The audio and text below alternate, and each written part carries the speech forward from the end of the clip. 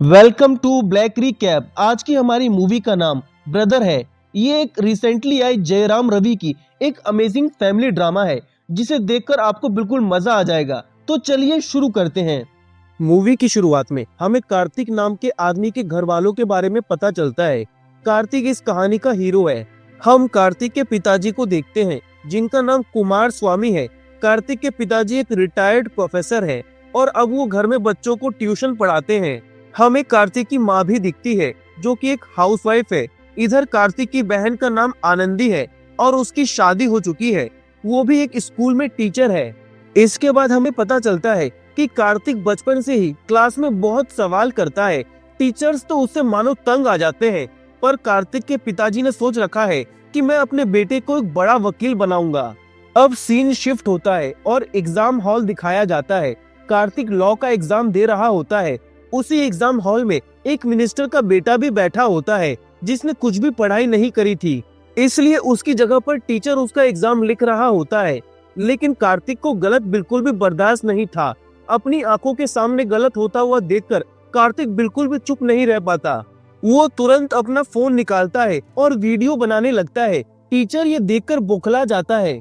वो कार्तिक को कहता है कि तुम वीडियो क्यों बना रहे हो? तुम्हें पता भी है कि ये मिनिस्टर का बेटा है। तुम्हें अब तुम्हारी डिग्री नहीं मिलेगी। कार्तिक हंसकर जवाब देता है कि मुझे कोई फर्क नहीं पड़ता, तुम दोनों को सजा जरूर मिलेगी। वकील बनकर पहला केस तुम लोगों पर ही ठोकूंगा। इस इंसिडेंट के बाद कार्तिक कॉलेज पर केस कर देता है और उसी दिन के बाद वो बिना डिग्री के फर्जी लॉयर बनकर इधर उधर घूम रहा होता है। उसके पिता भी उससे परेशान होते हैं।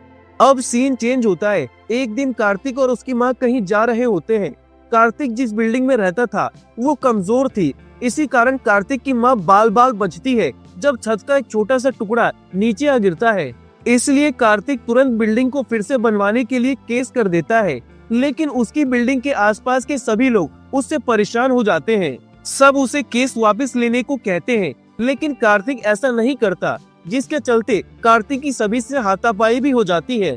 अब बिल्डिंग के लोग परेशान होकर कार्तिक के पिताजी को कहते हैं कि या तो केस वापस ले लो और या तो बिल्डिंग छोड़कर चले जाओ यहाँ से। कार्तिक के पिताजी जो पहले से ही अपने बेटे को लेकर दुखी थे, वो अपने आसपास के लोगों की शिकायत सुनकर और टेंशन में आ जाते हैं और टेंशन के मारे उन्हें चक्कर आ जाता है और वो वहीं गिर जाते हैं। इधर तुरंत कार्तिक के पिता को हॉस्पिटल ले जाया जाता है। वहाँ आनंदी जो कार्तिक की बहन थी वो भी पहुँचती है। आनंदी पूछती है अपनी माँ से कि ये सब आखिर हुआ कैसे। कार्तिक की माँ उसको कार्तिक के बारे में सब बताती है और ये भी कहती है कि तुम्हारे पिताजी को डॉक्टर ने स्ट्रेस लेने से बिल्कुल मना किया है। कार्तिक की बहन ये सब सुनकर कार्तिक को अपने साथ ऊटी ले जाने का फैसला करती है, जहाँ उसका ससुराल है। वो अपने पिताजी को वादा भी करती है कि मैं कार्तिक को पूरी तरह से बदल दूंगी। कार्तिक जो कभी भी अपनी बहन का कहा नहीं टालता, वो बेमन से उसके साथ ऊटी जाने को तैयार हो जाता है। अब सुंदर शहर ऊटी दिखाया जाता है। ऊटी में हमें आनंदी के पति के बारे में पता चलता है जो कि एक फॉरेस्ट ऑफिसर है। उसका नाम अरविंद होता है। आनंदी के ससुर एक डिस्ट्रिक्ट कलेक्टर है और इतना ही नहीं, आनंदी की सास एक फेमस लॉयर हेमा मालिनी है और आनंदी की ननद अर्चना हॉस्पिटल में डॉक्टर है। इधर आनंदी के घर जाते ही कार्तिक की सबसे पहले मुलाकात अर्चना से होती है। कार्तिक अर्चना की खूबसूरती देखकर उसे पहली ही नजर में पसंद करने लगता है। वो मन ही मन मुस्कुरा रहा होता है।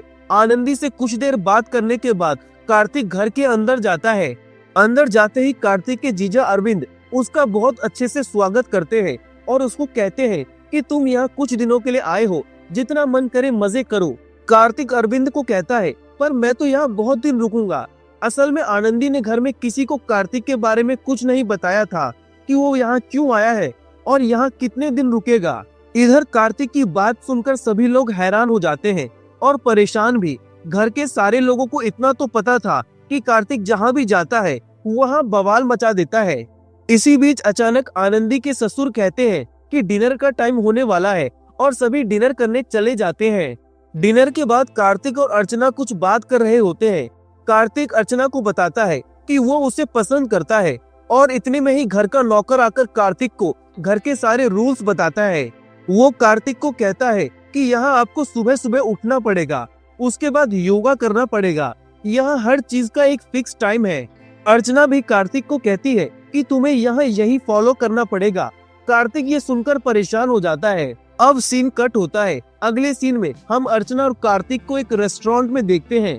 रेस्टोरेंट में हॉस्पिटल का एमडी विनय भी होता है। दरअसल विनय अर्चना को पसंद करता है। इधर अर्चना विनय से कार्तिक को सिक्योरिटी गार्ड की नौकरी देने की बात करती है। विनय इस बात के लिए मान जाता है और कार्तिक को नौकरी मिल जाती है। कार्तिक अब आईसीयू के बाहर खड़ा होकर नौकरी करता दिखाई देता है। आईसीयू के अंदर एक बूढ़ा पेशेंट था जिसके 3 बेटे बाहर जमीन के लिए लड़ रहे थे। कोई भी बेटा हॉस्पिटल का बिल भरने के लिए तैयार नहीं होता, और तो और वो तीनों अपने बीमार बाप से जबरदस्ती जमीन के कागजों पर साइन करवाना चाहते थे। कार्तिक ये देखकर बहुत गुस्से में आ जाता है और वो तीनों बेटों की धुलाई कर देता है।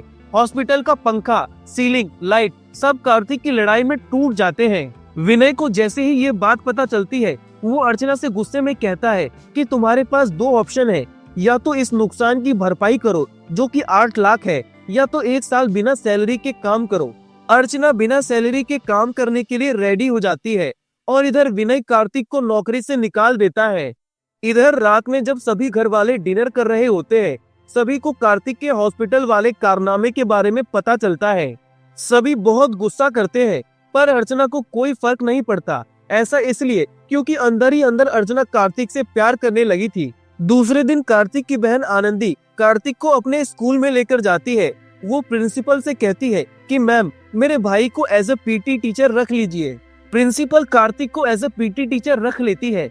कार्तिक अपनी क्लास में जाता है और वहाँ वो देखता है कि मैथ्स की मैम अपने पीरियड के बाद भी पढ़ा रही थी।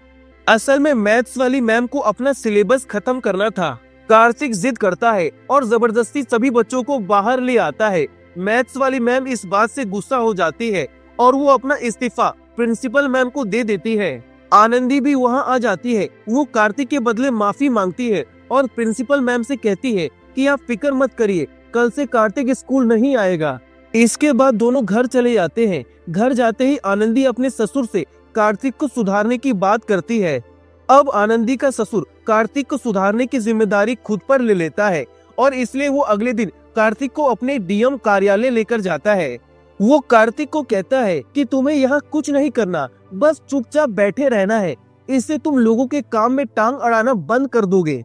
इधर कार्तिक सब बैठ के देख रहा होता है। वो देखता है कि कुछ लोग बहुत जोरों शोरों से प्रोटेस्ट कर रहे हैं। कार्तिक उनसे पूछता है कि आप यहाँ क्यों प्रोटेस्ट कर रहे हो। वो लोग कार्तिक को बताते हैं कि बहुत दिनों से हमारे गांव में एक टाइगर घुस आया है, उसने एक बच्चे को भी खा लिया है। पिछले 6 महीने से हम डीएम साहब से फेंसिंग लगवाने को कह रहे हैं, लेकिन डीएम साहब आते हैं और हमें इग्नोर करके अपने ऑफिस में जाके बैठ जाते हैं। कार्तिक उनको एक आइडिया देता है। वो कहता है कि आप पेट्रोल लाकर अपने ऊपर डाल लीजिए और फिर प्रोटेस्ट कीजिए, इससे डीएम डर जाएंगे और क्या पता आपकी मांग पूरी कर दे। प्रोटेस्ट करने वाले सभी लोग ऐसा ही करते हैं। वो पेट्रोल लाते हैं और अपने ऊपर डाल लेते हैं। ये देखते ही डीएम डर जाता है और भागते हुए उनके पास आता है और फेंसिंग लगवाने का ऑर्डर दे देता है। अब प्रोटेस्ट करने वाले लोग बहुत खुश हो जाते हैं और कार्तिक की तारीफ करने लगते हैं कि कार्तिक के आइडिया के चलते ही अब उनके गांव में फेंसिंग लगेगा। ये देखकर डीएम बहुत गुस्से में आ जाता है। वो घर चला जाता है और कार्तिक को वहाँ से जाने को कह देता है। कार्तिक यहाँ कहता है कि यहाँ मेरी बहन मुझे लाई थी और मैं इस घर से तभी जाऊंगा जब मेरी बहन मुझे जाने को बोलेगी। कार्तिक की बहन आनंदी अपने ससुर से माफी मांगती है, पर उसका ससुर कहता है कि तुम्हारे माँ बाप ने कैसी परवरिश करी है, दोनों बच्चे इतने बेशरम हो। अब माँ बाप के बारे में खराब सुनते ही आनंदी गुस्से में आ जाती है। वो कहती है कि मेरे माँ बाप को कुछ मत बोलिए, आपने मेरे माँ बाप के परवरिश पर सवाल उठाया है, इसलिए अब आपको मुझसे माफी मांगनी होगी। आनंदी का पति वहीं खड़ा ये सब देख रहा होता है। वो गुस्से में आकर आनंदी पर हाथ उठा देता है। लड़ाई इतनी बढ़ जाती है कि आनंदी अपने दोनों बच्चों और भाई को लेकर घर से जाने लगती है। इधर जैसे ही आनंदी बाहर आती है, वो देखती है कि उसके माता पिता उसे मिलने आए हैं। आनंदी के माता पिता बहुत चौंक जाते हैं। वो अपने माता पिता को स्कूल से मिले क्वार्टर में लेकर जाती है और सारी बातें बताती है। आनंदी के पिता को लगता है कि कार्तिक की वजह से ही आनंदी का घर उजड़ गया।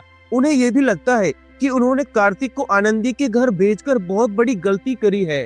खैर, इसके बाद सीन चेंज होता है। आनंदी की माँ अपने बेटे कार्तिक को कॉल करती है और कहती है कि तुम कहाँ हो, तुम्हारे पिताजी सुबह से कहीं गए हैं और वापस अभी तक नहीं आए। कार्तिक ये सुनकर बहुत घबरा जाता है। वो बार बार अपने पिता का फोन ट्राई करता है लेकिन उनका फोन नहीं लगता। काफी ढूंढने पर उसे पता चलता है कि उसके पिता एक बार में बैठे हैं। कार्तिक तुरंत उस बार में पहुंच जाता है जहां वो देखता है कि उसके पिता शराब पर शराब पी रहे हैं। अब कार्तिक के पूछने पर उसके पिता बताते हैं कि मैं आज सुबह आनंदी के पति अरविंद के पास गया था। मैंने अरविंद से मदद मांगी और उसको रिक्वेस्ट करा कि वो आनंदी को घर वापस बुला ले, पर अरविंद ने मेरे साथ बदतमीजी की और मुझे ये कहा कि आपकी बेटी अपनी मर्जी से गई है, मैं इसमें कुछ नहीं कर सकता, इसलिए वो दुखी मन से यहाँ बार में पी रहे हैं। कार्तिक इस पर कहता है कि आप चिंता मत करिए, मैं अरविंद से बदला लूंगा। इस पर उसके पिता और गुस्सा हो जाते हैं और ये कहते हैं कि इन सब की वजह तू ही है। तू जानता भी है कि तूने अपनी बहन का घर उजाड़ दिया, तू क्या ही बदला लेगा, तू तो मेरा बेटा भी नहीं है। और वो अब कार्तिक को एक कहानी सुनाते हैं। कार्तिक के पिता उसको बताते हैं कि जब आनंदी 5 साल की थी, मेरी वाइफ दोबारा प्रेग्नेंट थी, उसे एक बच्चा होने जा रहा था। आनंदी बहुत खुश थी और उसने पहले ही बोला था कि अगर बेटा हुआ तो मैं उसका नाम कार्तिक रखूंगी। वो हर दिन अपने छोटे भाई के आने का बेसब्री से इंतजार करने लगी, लेकिन बच्चा मेरी वाइफ के पेट में ही मर गया। आनंदी बहुत जिद कर रही थी, मेरा भाई कहाँ है, मेरा भाई कहाँ है। उसने धीरे धीरे खाना पीना, हंसना खेलना सब छोड़ दिया। दिन भर रोती रहती और उदास रहती, जिसके चलते वो पूरी तरह से बीमार पड़ने लगी। और काफी ट्रीटमेंट के बाद भी जब वो ठीक नहीं हो पाई तो मैं आनंदी को एक साइकियाट्रिस्ट के पास लेकर गया। उन्होंने मेरे से कहा कि अगर आप अपनी बेटी को बचाना चाहते हो तो एक लड़का अडॉप्ट कर लो और उसका नाम कार्तिक रख दो, इसलिए हमने तुमको अडॉप्ट करा था। तुम्हारी बहन तो आज तक इस सच्चाई को नहीं जानती कि तुम हमारे सौतेले हो। तुम्हारी माँ से ज्यादा प्यार तुम्हें उसने किया कि आज तुम्हारे खातिर अपने पति तक को छोड़ आए, और एक तुम हो जो अभी भी इतने खुश हो, तुम्हें शर्म आनी चाहिए। ये सब सुनकर कार्तिक की आंखों में आंसू आ जाते हैं। उसे अब एहसास हो जाता है कि कैसे हर बार आनंदी ने कार्तिक की खुशी के लिए सब कुछ करा है। अब वो डिसाइड करता है कि वो आनंदी का घर फिर से वापस खुशहाल बना देगा। अगले दिन कार्तिक अपनी बहन के साथ स्कूल जाता है और प्रिंसिपल से माफी मांगता है। प्रिंसिपल उसे माफ कर देती है और उसे पीटी टीचर की तरह वापस रख लेती है। इसके बाद वो अपनी बहन के ससुराल जाता है और वह आनंदी के ससुर से माफी मांगता है, लेकिन उसका ससुर बिल्कुल नहीं मानता और वो कार्तिक को वहां से भगा देता है। अर्चना भी वही होती है। ये सब देखकर अर्चना समझ जाती है कि कार्तिक अब बदल चुका है। अब अर्चना दूसरे दिन कार्तिक से उसके प्यार का इजहार करने स्कूल जाती है। कार्तिक अर्चना से कहता है कि मैं भी तुमसे प्यार करता हूँ, लेकिन तुम सब कुछ देख ही रही हो कि तुम्हारे पापा इस शादी के लिए कैसे मानेंगे, मुझे नहीं पता। ये बोलकर कार्तिक वहाँ से चला जाता है। कार्तिक शाम को घर आता है। वह आनंदी के बच्चे अपने पापा से मिलने की जिद कर रहे थे। कार्तिक अपने स्कूल में एक इमोशनल फैमिली प्ले करवाने की सोचता है, जिससे आनंदी और उसका पति वापस साथ आ जाए। कार्तिक आनंदी के बच्चों को लेकर अरविंद के पास जाता है। बच्चे अरविंद से कहते हैं, पापा हमारे स्कूल में कल एक प्ले हो रहा है, हम भी उसमें पार्टिसिपेट कर रहे हैं, आप भी प्लीज आइएगा। अरविंद अपने बच्चों से बहुत प्यार करता था, इसलिए वो बच्चों के कहने पर अगले दिन स्कूल पहुंच जाता है। कार्तिक ने एक बहुत इमोशनल स्क्रिप्ट लिखी थी जिसमें फैमिली के बारे में इमोशनल सीन थे। अरविंद के बच्चे इस स्क्रिप्ट के हिसाब से नाटक करते हैं। अरविंद बहुत इमोशनल हो जाता है और वो आनंदी से जाकर माफी मांगता है। अरविंद को उसकी गलती का एहसास हो गया था। अब वो आनंदी और अपने बच्चों को लेकर वापस घर जाता है। वहाँ वो अपने पिता से कहता है कि आपने जो उस दिन करा था वो ठीक नहीं था, इसलिए आप आनंदी से माफी मांग लीजिए। पर आनंदी का ससुर आनंदी से माफी नहीं मांगता, उल्टा वो अरविंद से कहता है कि अगर तुम भी यहाँ से जाना चाहते हो तो जा सकते हो। अरविंद ये सुनकर अपने बच्चों और आनंदी को लेकर आनंदी के क्वार्टर आ जाता है, जहाँ अब ये सब मिलकर रहने लगते हैं। इधर दूसरी तरफ विनय अरविंद के पिता के पास अर्चना का हाथ मांगने जाता है। असल में विनय के पिता और अर्चना के पिता आपस में गहरे दोस्त थे, इसलिए अर्चना के पिता अर्चना और विनय की शादी के लिए राजी हो जाते हैं। दूसरी तरफ जैसे ही ये बात अर्चना को पता चलती है तो वो बहुत गुस्से में आ जाती है। वो अपने पिता से मिलने एक कैफे जाती है और उन्हें समझाती है कि वो कार्तिक से प्यार करती है। अर्चना की बात सुनकर उसका पिता उस पर पूरे कैफे के सामने चिल्लाने लगता है, क्योंकि वो तो कार्तिक से नफरत करता था। वो अर्चना से कहता है कि अगर तुम्हें कार्तिक से शादी करनी है तो उसके पास ही चले जाओ अब से तुम मेरी बेटी नहीं हो। ये सुनकर अर्चना वहाँ से चली जाती है और अब वो भी आनंदी के क्वार्टर में आ जाती है। यहाँ किसी को भी समझ नहीं आ रहा था, सब यही सोच रहे थे कि डीएम साहब को कैसे मनाए। कार्तिक, अर्चना, अरविंद, आनंदी सब आपस में बात कर रहे थे। इतने में अरविंद की माँ भी वहीं आ जाती है। वो सबको बताती है कि मैंने भी इनको मनाने की कोशिश करी थी, पर उन्होंने मुझे भी घर छोड़कर चले जाने को कहा, और यही नहीं, म्यूचुअल डाइवोर्स भी फाइल करने को बोला। अरविंद ये सुनकर गुस्से में आ जाता है। कार्तिक वहाँ बैठा सब सुन रहा था। उसे लगता है कि मेरी प्रॉब्लम तो और बढ़ती जा रही है, कुछ भी ठीक नहीं हो रहा। कहाँ मैं अपनी बहन आनंदी को उसके घर वालों से मिलवाने वाला था, और कहाँ पूरा परिवार ही मेरी वजह से अलग हो गया। अब सीन चेंज होता है और हमें दिखाया जाता है कि कलेक्टर साहब का प्रमोशन हो गया है और वो अपने प्रमोशन के फंक्शन में बैठे हैं। वहीं एक रिपोर्टर आकर कलेक्टर साहब को एक वीडियो दिखाता है। दरअसल कार्तिक ने ऊटी शहर में हर जगह कलेक्टर साहब के अच्छे काम जैसे कि फेंसिंग लगवाना के पोस्टर लगवाए थे। इसी की वीडियो रिपोर्टर ने रिकॉर्ड करी थी। रिपोर्टर डीएम से कहता है कि क्या इसी कारण आपका प्रमोशन हुआ है? उस लड़के कार्तिक की वजह से ही आपको प्रमोशन मिल रहा है। डीएम ये सुनते ही गुस्से में आ जाता है। उसे ये बात बर्दाश्त नहीं होती कि जिस इंसान से वो सबसे ज्यादा नफरत करता है उसकी वजह से उसे ये प्रमोशन मिल रहा है, इसलिए वो गुस्से में इस्तीफा दे देता है।